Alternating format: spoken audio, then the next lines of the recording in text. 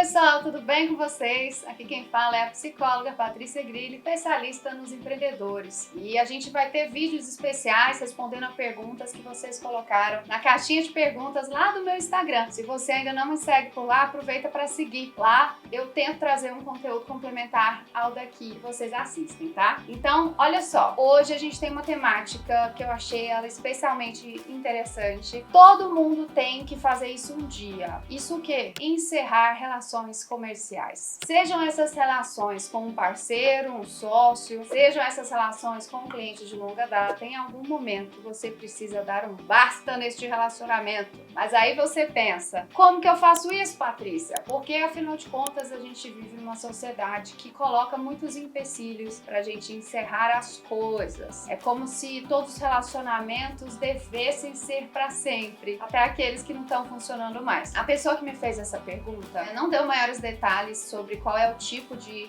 relacionamento que ela tá querendo encerrar, mas me deu a entender que ela tá achando difícil colocar os seus limites em algumas relações profissionais. Então vamos entender antes de qualquer coisa, toda e qualquer relação profissional é uma relação, né? Como qualquer outra. Sei lá, uma relação de afeto entre amigos, uma relação amorosa com algum parceiro seu. Todas elas envolvem várias coisas, né? Que não só a atividade fim. Por exemplo, você com a sua esposa, você com seu marido, vocês têm compromissos, né? Que vocês têm um com o outro. É uma sociedade também. Não é só o rally-rola, né? Não é só a relação sexual que importa. Vocês têm contas a pagar, vocês moram juntos, vocês dividem regras, enfim. As relações profissionais também possuem as suas regras próprias, suas características próprias e também possuem coisas que ambos devem fazer para que aquela relação funcione bem. Então, se você tem um sócio que mais atrapalha do que ajuda, ou que botou o dinheiro lá no começo junto com você, mas a partir de agora não quer fazer mais nada, ou então que só te cobra, só briga com você e não participa, ou então aquele cliente que sabia que você não poderia dar para ele a solução da forma como ele queria, mas mesmo assim ele insistiu, fechou o contrato com você e não para de te aloprar a cabeça, exigindo que você entregue mais do que tem no contrato.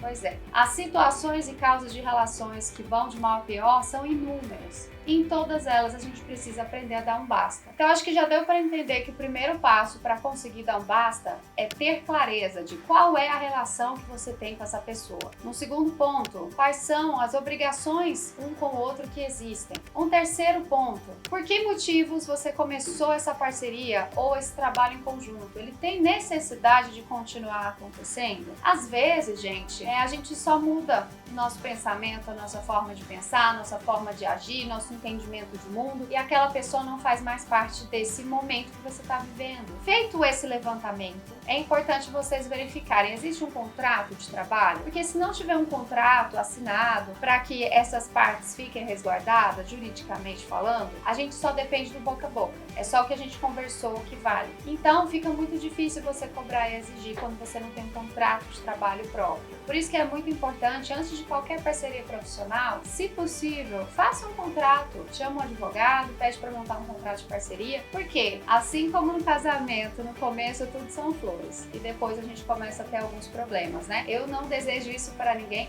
mas é muito importante que você se resguarde nesse sentido. Bom, mas eu acho que a parte mais difícil, para além dessas que são as mais fáceis, é a gente ir pro confronto, né? É a gente chegar para aquela pessoa que até outro dia era o nosso parceiro, que nos ajudava e abrir a verdade. E abrir o que a gente sente, abrir os nossos pensamentos, dizer aquilo que nos incomoda nessa relação. E essa é a parte que eu sei que você acha mais difícil. Eu também, muitas vezes, achei muito difícil fazer isso. E vamos tentar entender de onde que vem essa dificuldade? Bom, como eu disse, a gente vive numa sociedade que acha lindo o amor romântico, aquele amor que nunca acaba. E acabou importando isso para os relacionamentos profissionais também. Agora, nos últimos anos, a gente vê um movimento de um entendimento um pouco maior, coloca que as relações devem existir ótimas enquanto durem, mas isso é recente, então a gente ainda sofre internamente e a nossa mentalidade ainda tem questões com isso. Então, antes de qualquer coisa, reflita. Você tá com medo de perder o quê? Você tá com medo da bronca? Você tá com medo da briga? Você tá com medo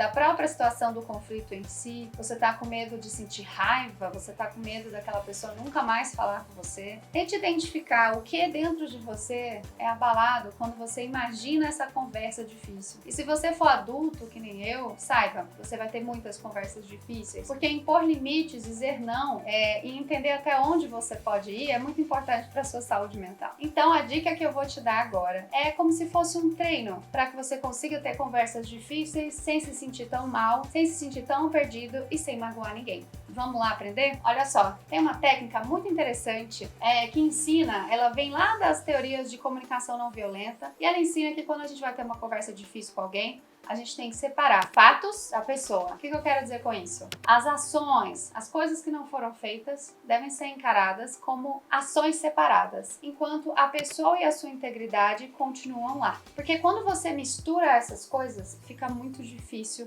você ter qualquer conversa difícil com qualquer pessoa. Então, você na sua cabeça vai escrever, né? Você pode pegar um papel, enfim, organize na sua cabeça todos os tópicos daquilo que te incomodou ou que vem te incomodando. Se isso estiver em contrato, aproveita, pega o contrato, coloca do lado para dizer, ó, essas ações estão fora do contrato. Ou se você não tem um contrato, mas você tem, sei lá, uma conversa no WhatsApp, enfim, busca isso. E essa é a hora de você colocar no papel o que você espera que deveria estar acontecendo, né? O seu intuito, aquilo que você gostaria que acontecesse. E do outro lado, o que está acontecendo na vida real. Essa parte já vai te ajudar a ter clareza, mas ainda você faz sozinho. Depois, você vai pegar todas as coisas ruins que estão acontecendo e você vai escrever como eu me sinto com essas coisas.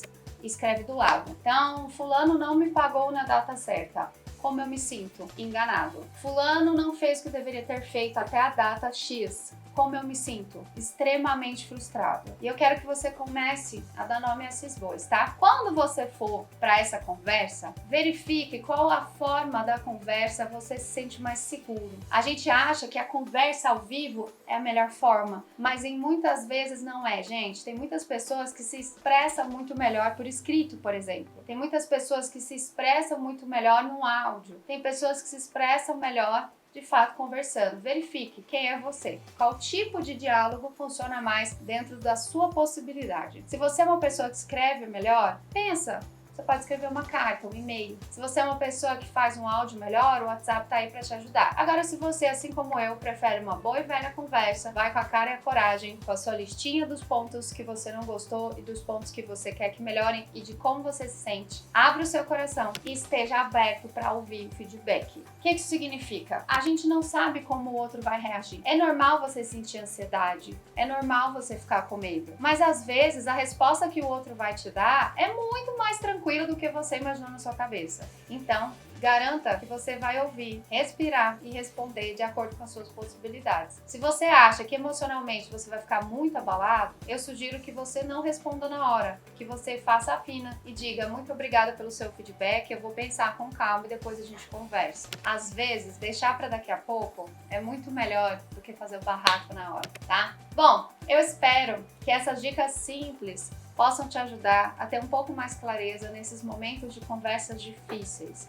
Não fique esperando o tempo passar e a coisa azedar, porque só piora. Quanto antes você puder, então, colocar no papel esses pontos, entender como você se sente, chamar a pessoa para esse diálogo, vá lá, respire fundo, faça o que tem que ser feito e depois que você conversou, você vai pensar, essa pessoa merece uma segunda chance? Ela vai conseguir de fato atender a minha expectativa? Ou é caso encerrado, cada um para o seu lado e vida que segue? Me coloca aqui nos comentários quais situações você já passou dessa natureza, se esse tipo de vídeo é legal, se você gostaria de ouvir outras dicas por aqui, sou todo ouvidos. E é isso, eu te vejo no próximo vídeo com mais dicas para empreendedores.